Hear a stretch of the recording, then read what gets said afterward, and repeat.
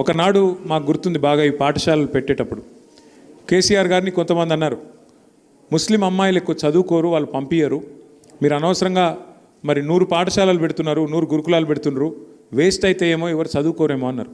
కేసీఆర్ గారు ఒక్కడే మాట అన్నారు, తప్పయా మీరు చెప్పేది, ఆడపిల్లలకు వాళ్ళ చదువుకు సంబంధించినంత వరకు ఏ తల్లి తండ్రి అయినా కోరుకునేది వాళ్ళు బాగుండాలని కోరుకుంటారు. వాళ్ళ మతం ఉండదు, కులం ఉండదు.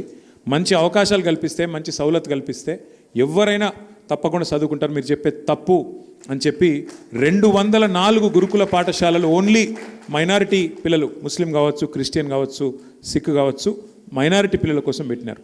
అందులో 100 పాఠశాలలు కేవలం ఆడపిల్లల కోసమే పెట్టి వారిని కూడా ప్రత్యేకంగా మరి కాపాడింది కేసీఆర్ గారు. ఇవాళ నిజంగా ఈ పిల్లలు ఇక్కడ ధైర్యంగా నిలబడి మేము మా తల్లిదండ్రుల కళ నెరవేర్చే విధంగా ఒక ఆటో డ్రైవర్ కుమార్తె, ఒక జర్నలిస్ట్ కుమార్తె, ఒక వ్యవసాయదారుడు, ఒక రైతు కుమార్తె, మా కుటుంబంలో నేను మొట్టమొదటి మనిషిని డాక్టర్ అవుతున్నా అని చెప్తుందంటే ఈ ఘనత ఖచ్చితంగా కేసీఆర్ గారికి దక్కుతుంది, వారి విజన్కి దక్కుతుంది.